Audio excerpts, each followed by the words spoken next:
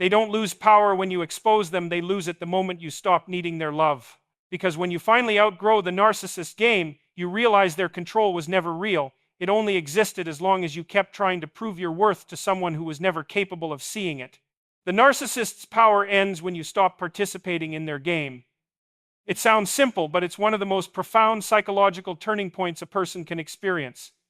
Because a narcissist doesn't hold power through strength, intelligence, or even dominance. They hold it through manipulation, through your emotional reaction, through the invisible strings of control that only exist because you continue to respond. They thrive in the space between your confusion and your compassion. They need you to keep explaining, defending, reacting, because every reaction feeds the dynamic they depend on to survive. When you stop participating, the entire framework collapses. A narcissist's control is a performance, and every performance needs an audience. Without one, it falls flat. But walking away from the game isn't just about leaving the person. It's about dismantling the entire psychological system they built within you. It's realizing that your worth doesn't depend on their validation. It's reclaiming your sense of self from someone who made you believe that love was a transaction, that approval had to be earned through submission, and that peace came from pleasing them. For a long time, you probably didn't even realize you were playing. You thought you were trying to make the relationship work, trying to communicate better, trying to show understanding. But to the narcissist, every effort you made was proof that you were still under their spell. They could say something cruel, and you'd try to explain how it made you feel. They'd twist it, project it, mock it, and you'd end up apologizing. That's the game. You get lost in cycles of guilt and justification while they stand above it, watching, controlling, extracting. But the power dynamic only exists as long as you believe your emotions need their acknowledgement to be valid. Once you understand that your truth doesn't require their agreement, everything changes. You start to see their tactics as predictable rather than personal. You notice the gaslighting, the silent treatments, the sudden love bombing after periods of rejection. You stop asking, why are they doing this to me? And start saying, this is what they do. That small shift is the beginning of freedom. The narcissist can't exist in a world where you no longer react the way they expect. They'll test you, push boundaries, provoke you to see if you'll break the silence. Because for them, indifference is unbearable. It means they no longer have emotional ownership over you. That's when they realize the game is over. You've stopped feeding it. You've stopped responding with the emotional currency they use to sustain their ego. You've stopped being their mirror, and it's not easy to get there. It takes immense self-awareness and discipline. You'll want to defend yourself when they lie about you. You'll want to seek closure when they distort the truth. You'll want to explain your side of the story just one more time, hoping they'll finally understand. But they won't, because understanding isn't what they seek, control is. Every attempt to explain yourself is an opportunity for them to pull you back in, to twist your words, to make you doubt yourself all over again. So the power ends not in confrontation, not in grand revenge, but in silence, in detachment, in no longer needing their recognition or apology. The narcissist feeds off your energy, and when you withdraw it, they starve. You start to regain strength not because they changed, but because you stopped allowing their behavior to define your emotional state.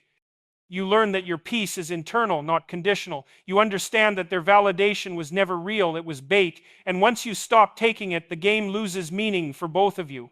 Detachment begins the moment you realize their approval was never your peace. For so long, you believed that if you could just do things right, say the right words, show enough patience, love them enough, they would finally give you the acceptance you've been craving. You thought peace would come when they saw your worth, when they stopped criticizing, when they finally appreciated your effort. But that peace never arrived, because their approval was never genuine. It was a tool, something given and taken at will, designed to keep you chasing, to keep you hoping that one day it would feel real. You see, a narcissist's approval is a trap disguised as validation. They give it to you when they need something from you, your attention, your submission, your admiration, and they withdraw it the moment you assert yourself. It's a cycle of reward and punishment that conditions you to equate love with performance. You start believing that your value depends on their mood, their words, their perception of you, and that's how they control you, not through force, but through emotional dependency. But detachment begins when you finally understand that their approval was never about you. It was about maintaining control over how you see yourself. They needed you to seek them, to feel incomplete without their affirmation, because that gave them power. The more you chased their acknowledgement, the more you lost your own identity. You started doubting your instincts, questioning your feelings, and second-guessing your worth. You mistook their temporary validation for peace, not realizing it was only designed to keep you in the game. Real peace, however, comes from within. It's quiet, steady, and self-sustained. It doesn't depend on someone else's validation or acceptance. It comes when you stop waiting for their approval and start accepting your own truth. When you understand that no matter how much they disapprove, it doesn't diminish your worth. When you stop trying to prove yourself to someone who thrives on keeping you unbalanced. This kind of detachment isn't cold or cruel, it's clarity. It's seeing the situation for what it is, without emotional distortion.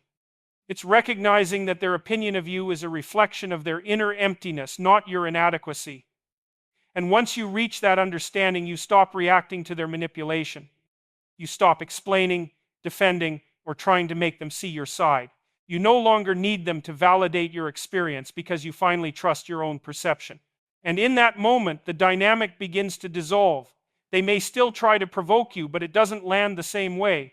Their insults lose weight, their silence loses its sting, and their approval loses its magic. You begin to see them not as powerful, but as deeply dependent on the control they once had. You realize you were always the source of what they craved: attention, emotion, significance, and now, by detaching, you've taken it back. Your empathy and loyalty are strengths, not weaknesses. They were just misplaced. The very traits that made you vulnerable to the narcissist's manipulation are the same traits that, when redirected, will make you powerful. Empathy is the ability to see into another person's world, to feel their pain, to understand what drives them. Loyalty is the commitment to stand by someone, to care, even when it's difficult.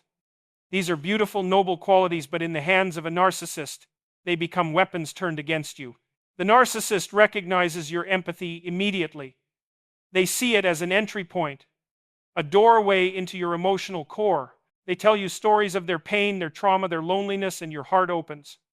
You think, if I can just love them enough, they'll heal. You mistake their chaos for depth, their self-pity for vulnerability. But what you don't see is that they're studying your reactions, mapping your triggers, learning exactly which emotions to play to keep you compliant. Your empathy becomes their leash. Every time you forgive their cruelty because you understand their past, you tighten the chain around yourself without realizing it. Loyalty makes it even harder to see the truth. You stay long after the damage begins because you believe in commitment, in giving people chances, in standing by those you care about. The narcissist exploits this, twisting it into guilt. They'll tell you that you're the only one who understands them, the only one who hasn't abandoned them, and you'll feel a sense of duty to stay. But their version of loyalty is one-sided. They expect unwavering devotion while giving you nothing stable in return. And when you finally start to pull away, they'll accuse you of being disloyal, selfish, ungrateful, because they know your conscience is your weakness. But the truth is, empathy and loyalty are not the problem. The problem is directing them toward people who weaponize them. When you begin to understand this, something shifts. You start to see that these qualities were never meant to keep you trapped in cycles of emotional abuse. They were meant to guide you toward genuine connection, compassion that empowers rather than drains, loyalty that's mutual instead of enslaving. You begin to realize that protecting your boundaries doesn't make you unkind, it makes your kindness sustainable. The moment you reclaim your empathy, you stop feeling guilty for seeing the truth. You stop explaining away their cruelty as pain. You stop believing that love means tolerating mistreatment. You learn to distinguish between someone who's wounded and someone who's manipulative. One seeks healing, the other seeks control. Your empathy belongs with the former, not the latter.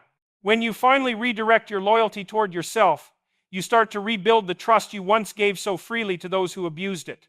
You honor your emotions, respect your needs, and refuse to apologize for them. You realize that being a good person doesn't mean being a doormat. It means having the strength to love deeply without abandoning yourself in the process. The narcissist's chaos loses control when you choose silence and clarity over defense. Every time you try to explain yourself, argue, or prove your innocence, you feed their need for power. They don't care about truth or understanding. They care about control. Their chaos thrives on reaction. When you respond emotionally, when you defend, cry, or justify, they feel powerful because they've pulled you back into their world of distortion. The chaos they create isn't random. It's intentional. It's a strategy to keep you off balance, to make you question your reality, to force you into a cycle of confusion and guilt. But the moment you stop defending yourself, the entire dynamic begins to unravel. Silence terrifies the narcissist because it removes the oxygen from their fire. It gives them nothing to twist, nothing to attack, nothing to feed off. They'll throw accusations, play the victim, provoke you, anything to get a reaction. But if you remain grounded, if you refuse to engage in the emotional chaos they manufacture, you begin to regain your power. It's not about ignoring them out of spite, it's about refusing to validate a system built on lies. Clarity is your greatest weapon. It's seeing their patterns without getting pulled into them. It's understanding that when they project their faults onto you, it's because they can't bear to face them themselves. When they accuse you of being selfish, manipulative, or cold, they're revealing their own reflection. Clarity allows you to recognize this without needing to argue back. You realize there's no logic to reason with, no fairness to appeal to, and no explanation that will ever satisfy them. The truth isn't something they're searching for, it's something they avoid at all costs. When you choose silence and clarity, you're not being weak, you're being strategic.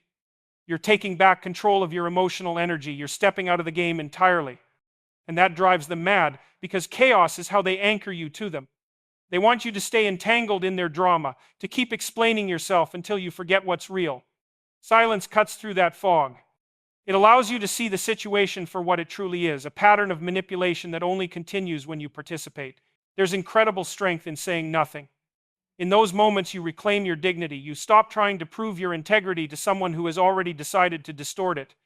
You realize that their approval isn't worth the emotional exhaustion it demands. And though it's difficult because silence feels unnatural at first, you begin to notice that peace grows in the absence of chaos. The noise fades, and what's left is perspective.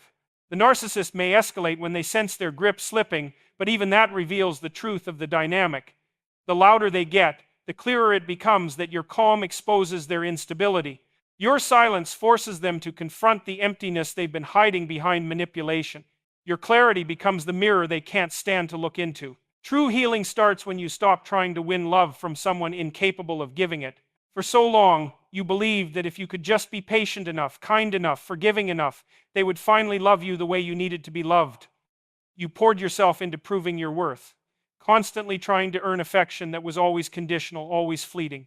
You mistook temporary attention for genuine care, thinking maybe this time they'd see your heart and change. But they never did, because they couldn't.